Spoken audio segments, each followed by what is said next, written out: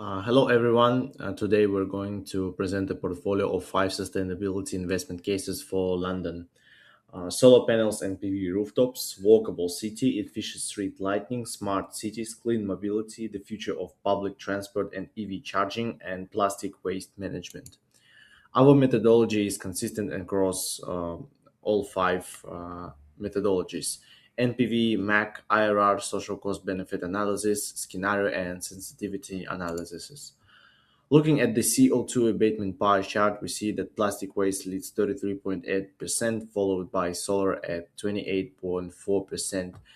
Street lighting is at 15.6%, and smart cities at 12.6%. And the last but not the least, walkable city has 9.5% of total CO2 abatement across all of the initiatives.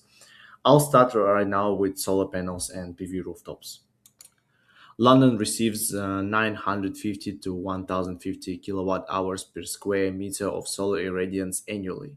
Today, less than 2% of London's electricity comes from solar, despite huge underutilized rooftop area on commercial buildings and social housing.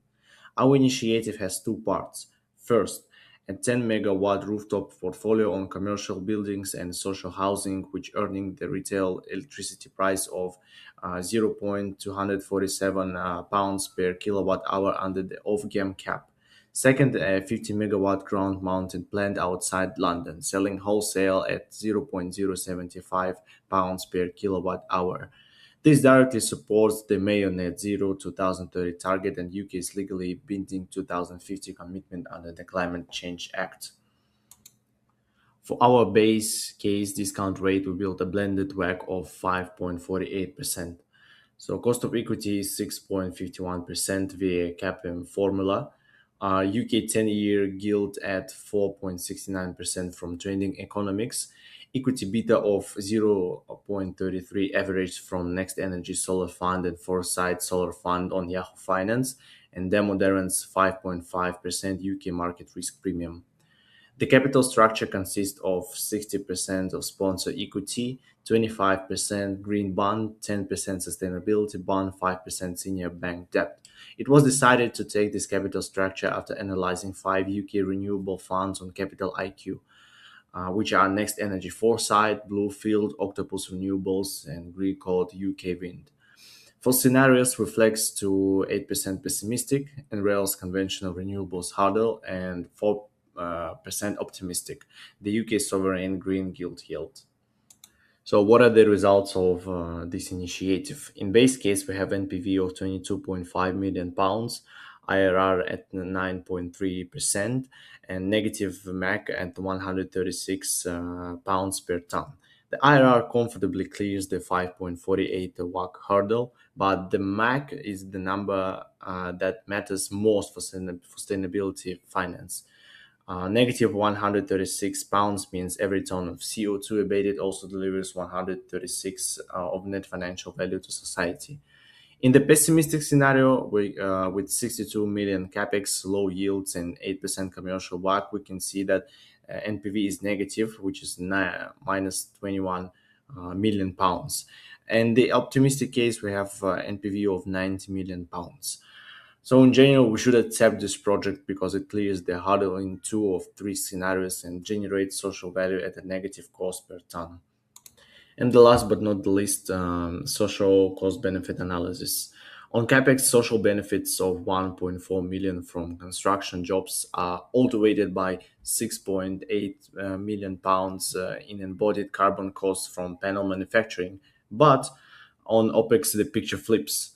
Social benefits of 43.3 million pounds, which are driven by 25 years of CO2 abatement valued at the DCNZ social cost of carbon, plus air quality co-benefits from different damage costs go against just 1.2 million pounds in O&M social costs. Adding the 22.5 million financial NPV to 36.7 million in net social value gives a total societal value of 59.1 million pounds and benefit cost ratio to 5.55x. It means that every pound spent returns 5.55 pounds to society, which is a really great number. Thank you very much. The next initiative is Walkable City. London's cars and taxis travel 14.7 billion vehicle miles a year across 9,200 miles of road from DFT's 2024 official road data. The opportunity here is real. London's official government data confirms that a third of all car trips in London are under 2 kilometers, short enough to walk in about 25 minutes. This also supports a mayor's transfer strategy. 80% of trips by walking, cycling, or public transport by 2041. It also backs TfL's Healthy Streets plan, which aims to turn car heavy streets into safe, pleasant places for walking, cycling, and public transport comes first. What I have modeled here is a 20-kilometer trial of upgraded walking streets built evenly from 2025 to 2040 at £300 per square meter. Total capex is about £46.5 million, OPEX £24.4 million over a 2025 to 2050 period. Now the discount rate. This part matters. This isn't a business project that earns money. It's a social cost benefit study of public space that brings no revenue. So instead of a normal company rate, I use the HM Treasury Green Book social rate, 3.5% in real terms for the first 30 years of the project. Since my cash flows grow with inflation, 2% a year according to the Bank of England target, I turn that real rate into a matching nominal one, which gives a final discount rate of 5.57%. This ensures that the cash flows and the rate are on the same basis, with no mismatch. Now the results. On carbon alone, this costs £762 per ton of CO2. That's well above the Green Book's carbon value. So on carbon alone, this is an expensive way to cut emissions. It only saves about 55,000 tons in total. But here's a key point. No city in the world builds a walkable city purely to cut carbon. That's not why the schemes exist. No government would ever approve such an initiative on a carbon upstatement basis alone. The numbers would never work and they're not meant to. Walkability is a public health and quality of place project first, with carbon as a core benefit, not the other way around. So judging it on carbon alone misses the entire point of such initiatives. Once you add the wider benefits like health, cleaner air, less traffic, fewer accidents, and less noise, the real cost flips to minus £483 a ton. A negative cost means a net gain to society. And this is an important part of my scenario analysis. Across all three scenarios, the social cost per ton came out negative in two out of the three scenarios. Only in the worst case scenario, high cost, low mode shift, and all bad assumptions at once, did it turn positive. Now for social cost benefit analysis. In present value terms, the benefits total £68.3 million against 41.8 million of cost. That leaves a net social gain of 26.5 million and a benefit cost ratio of 1.63. So every pound spent returns about £1.60 in value to society. The biggest driver by far is health. This comes from the WHO Heath method. It puts a value on the drop in early deaths from people being more active, about 30 pence per kilometer.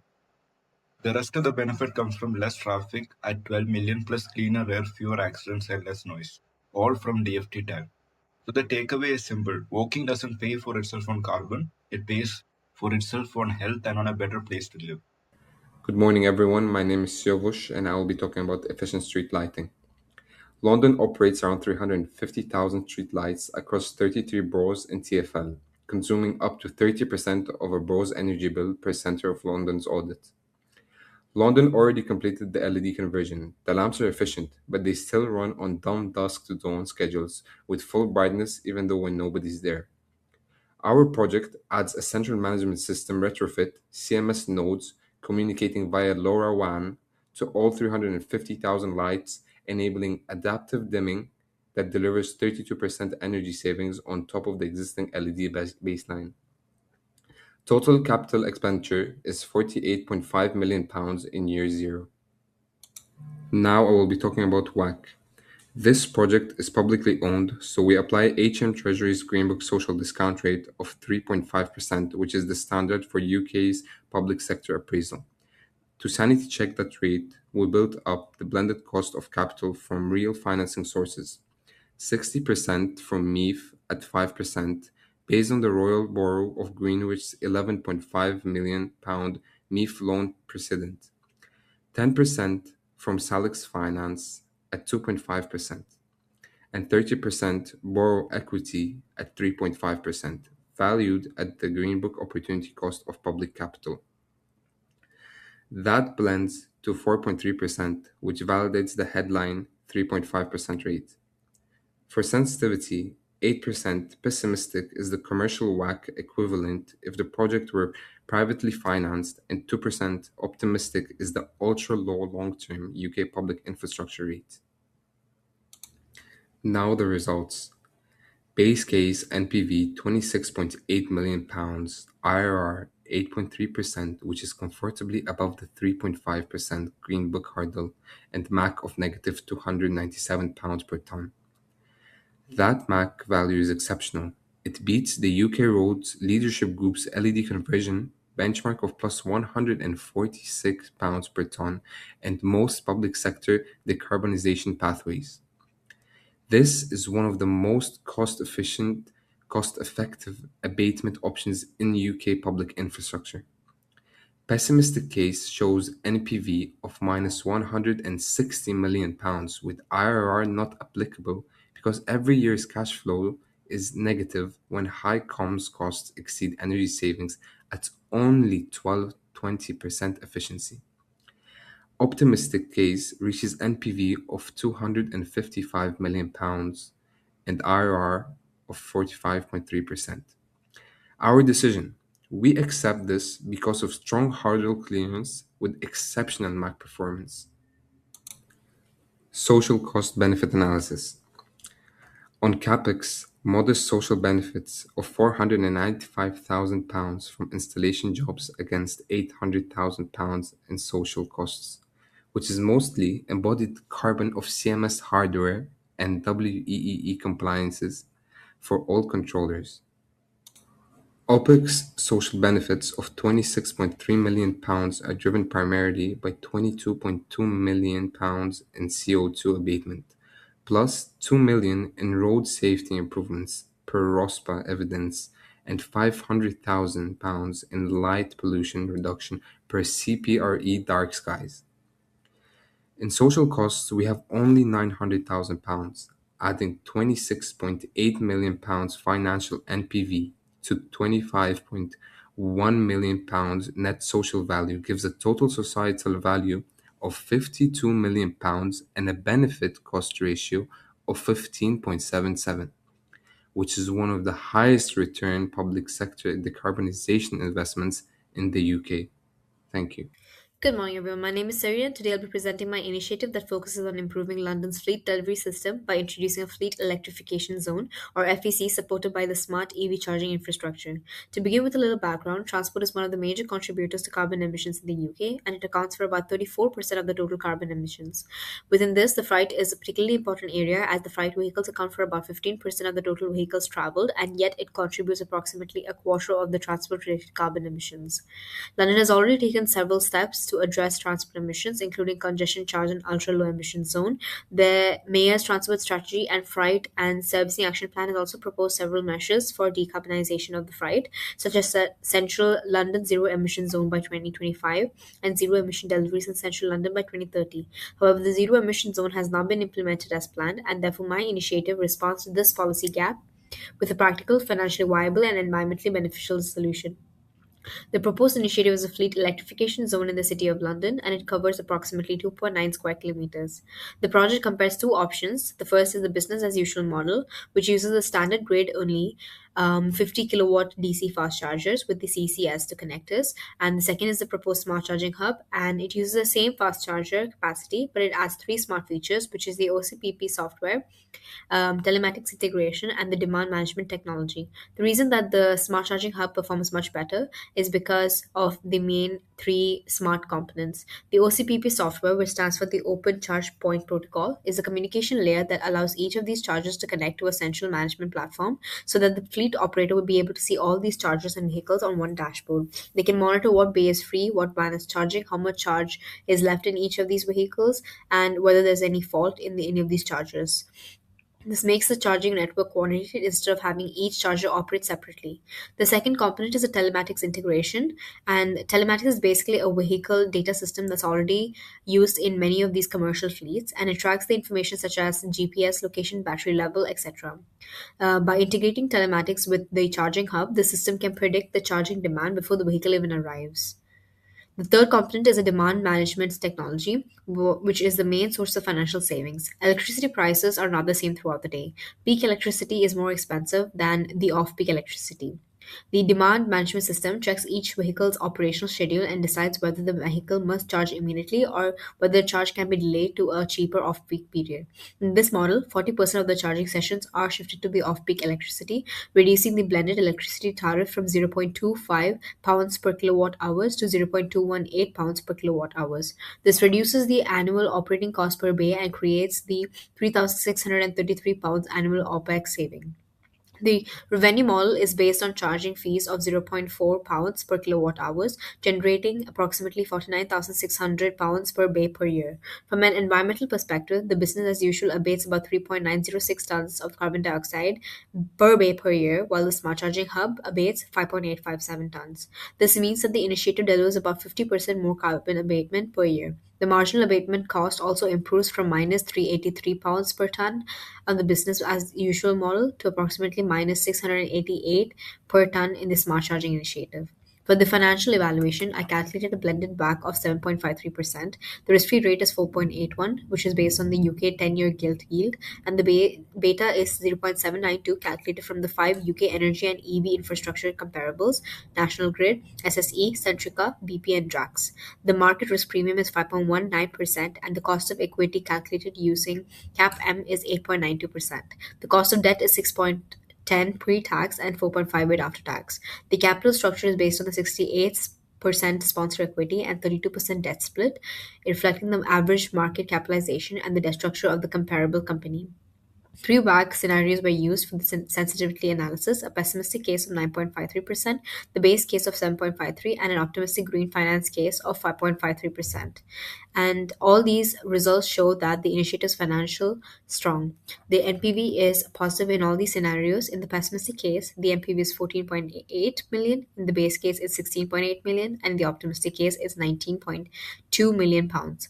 Since the NPV is greater than zero in all these scenarios, the project should be accepted. The IRR is also strong, and it is 88.1% in the pessimistic case, 96.6% in the base case, and 104.2% in the optimistic case. These are all significantly higher than the base case of WACC of 7.53%, which confirms that the project generates strong financial returns. The sensitivity analysis further supports the robustness of this project. Finally, the social cost benefit analysis confirms that the initiative creates wider societal value. The total present value cost is approximately 123.9 million pounds, including capex and opex social cost. Against this, the total quantified benefits are around 146.2 million pounds, mainly from charging revenues and carbon dioxide abatement benefits. This gives a net social benefits of 22.3 million pounds and a benefit cost ratio of 1.18. In simple terms, for every £1 invested, the initiative returns 1.18 pounds in societal value. The project also abates 73,297 tons of carbon dioxide over the project period. Since the MAC is negative at around minus 687.56 pounds per ton, the initiative reduces emissions while saving money. Additional qualitative benefits include improved air quality, reduced congestion through better fleet scheduling, and improved energy security through smarter grid demand management. To conclude, the FPC Smart Charging Hub is financially viable, environmentally effective, and socially beneficial. It supports the London's clean mobility goals, strengthens the freight electrification, reduces the emissions, and creates long-term value. Therefore, we recommend to implement this initiative as a smart and scalable investments in the future of London's transport and EV charging infrastructure. Thank you. Good evening, everyone. We will be speaking about plastic waste management for our initiative, which is to deploy reversible vending machines across the City of London. London produces about 125,000 tons of plastic bottle waste annually, which pollutes streets, oceans, and harming wildlife for centuries. Our initiative directly tackles this crisis. The reversible vending machine project deploys about 1,000 reverse vending machines across London, each collecting about 400 bottles per day over a useful life of 25 years. Total investment will be 35 million in capex and 9.35 million in opex, which is fully justified by the returns ahead. This aligns squarely with the UK government's government resources and waste strategy, which is to eliminate avoidable plastic waste by 2042 and make all plastic packaging recyclable and reusable. In this slide, we will be showing our back calculation based on our capital structure for this initiative. Our cost of capital is a blended WACC of 5.99% built on a capital structure grounded in real London public sector precedents like 30% borrow equity, 45% conventional loan, and 25% green bonds. Equity costs 10.55% according to the formula of CAPM. Then green bonds, which is via the UK government's green financing program, come in at just 3.19% after tax, making this a genuinely green finance initiative. We stress test across three scenarios: optimistic at 4.5%, base at 5.99%, and pessimistic at 8%. The numbers over here are compelling. In the base case, we deliver an NPV of 48 million pounds, an IRR of 7%, and a discounted payback period of 6.7 years. In the best case, NPV reaches about 133.8 million pounds with an IRR of 22%, sorry. Our carbon abatement cost is minus 193 pounds per ton of carbon dioxide in the base case, but in the UK government's own benchmark of plus 228 pounds per ton of carbon dioxide of our plastic packaging. The project only fails under the pessimistic scenario, which requires every adverse variable to materialize simultaneously. Therefore, our recommendation will be to accept this project because of its useful life, its positive NPV, negative MAC value, as well as the IRR value being greater than a blended WACC value. Finally, the societal case is equally strong beyond the financials. Co-benefits from reduced litter, circular economic gains, and employment generate a net societal value of 83.3 million pounds, and by adding the financial NPV as well, the total societal value becomes 131.4 million pounds. A benefit cost ratio of 2.8 implies every pound invested returns about 3 to society. This project is financially sound, environmentally essential, and socially transformative. Therefore, we recommend approval. And we welcome our questions from you guys.